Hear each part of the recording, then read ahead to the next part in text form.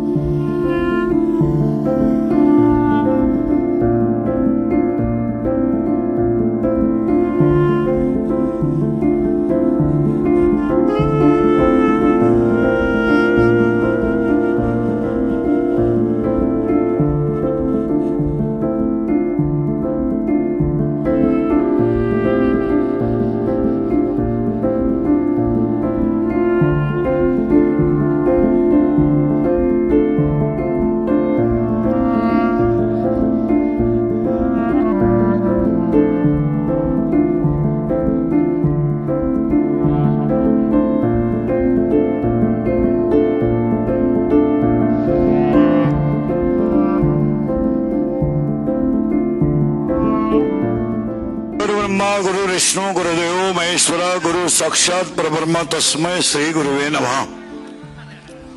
आजच्या या मंगलमय प्रसंगी जमलेले अप्तिष्ट मित्र परिवार पाहुणे मंडळी, महाराष्ट्रातील नामांकित गायक गुणीजन मंडळी,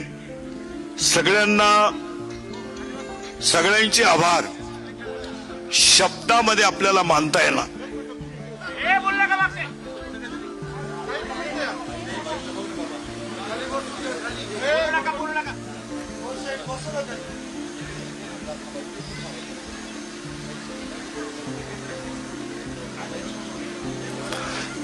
संपलं का रे तुमचं?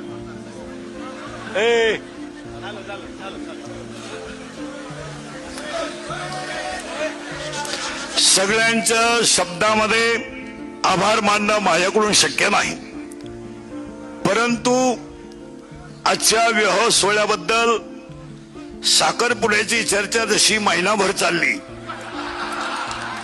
तशी ही चर्चा एक वर्षभर आरामशीर चालेल। आणि बऱ्याच लोकांची अशी शंका आहे की इंदुरीकर महाराजांनी मुलीचं लग्न का एवढं मोठं का केलं, तर लोकांचा पहिला एक शंका आहे की इंदुरीकर महाराज लोकांना सांगतात की लग्न साधे करा आणि स्वतः मोठा केला। त्याचं उत्तर असं आहे, ज्याची परिस्थिती आहे, ज्याला संतांनी दिलंय आणि ज्याच्यावर ज्ञानोबरायाची कृपा आहे त्याने जरूर करावं। पहिली शंका आहे। दुसरी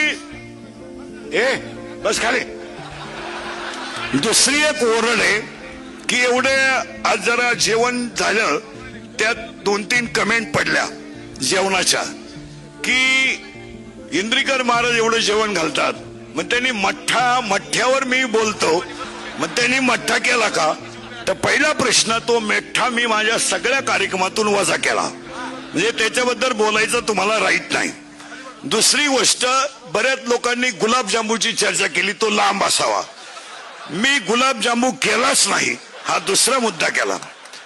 तिसरा मुद्दा असा होता लोकांचा की बऱ्याच आज दिवसभर ओरड होत्या की तिसरी गोष्ट अशी होती, महाराष्ट्रीयन जेवण असावं। लोकांनी तसं काय केलं तर रात्री, सकाळी आणि आत्ता आपण जे जेवण केलंय, आम्ही शुद्ध सात्विक वारकरी माणसं आहोत, आम्ही महाराष्ट्रातली आहोत, छत्रपतीच्या रक्ताची आहोत, आम्ही दुसरा पदार्थ खाऊ शकत नाही। हे पहिली गोष्ट आहे। मग बऱ्याच लोकांची उद्या एक शंका राहील की ह्या माणसाने एवढा कार्यक्रम मुलीचा का केला। महाराज, तुम्हाला बसणाऱ्यांना माहित नसेल, आमची मुलगी आणि मुलगा आज मोठा झाला हे तुम्हाला आज दिसतं, आज माझी मुलगी मोठी झाली हे दिसते, पण आम्ही दोघं कीर्तनकार असताना माझ्या मुलीला आणि माझ्या मुलाला कधीही वडिलांचं सुख कधी मिळालं नाही। 3 महिन्याची माझी मुलगी असताना दुसऱ्याच्या घरामध्ये ठेवून आम्ही कीर्तनं केली. माझ्या मुलांनी 10वी पर्यंत आतापर्यंत त्यांची वडिलांचा संपर्क कधी आला नाही. तुम्हाला पाहायचंच असेल तर शास्त्री बसलेले आहेत. माझा स्वतःचा मुलगा नामदेव शास्त्रींकडे शिकायला आहे, शिकायला त्यांच्याकडे आहे. त्यांनी सांगावं, मी 3 वर्षामध्ये माझ्या स्वतःच्या मुलाला सुद्धा भेटायला गेलो नाही. शास्त्री सांगतील, आम्ही रात्रंदिवस 32 वर्ष रक्ताचं पाणी करून 6-6 तास बोलून 800 किलोमीटर प्रवास करून आम्ही कुटुंब चालवलं. आणि कुटुंब बंद करते खरं ना बंद.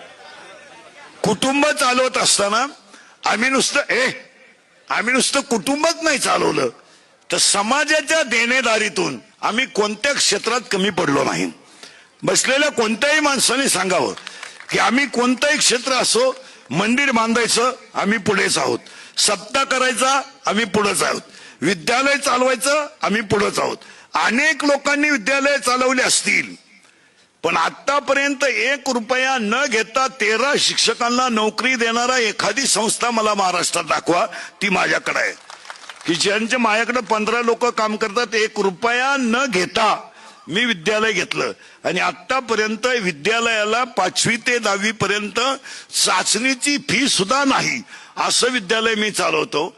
परंतु मला ट्रोल करताना ही गोष्ट काय केली जाते त्याचं उत्तर प्रत्येकाने जीवनामध्ये सापडलं पाहिजे.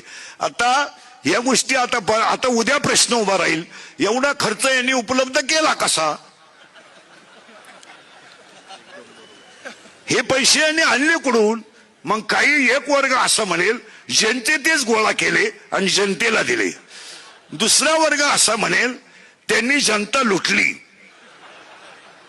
तिसरा वर्ग असा म्हणेल त्याला सगळ्यांचं समर्पक उत्तर आहे, माझ्यावर प्रेम करणारी जेवढी भक्त मंडळी आहे त्या भक्त मंडळीने 90% लग्नाचा खर्च स्वतः केलेला आहे.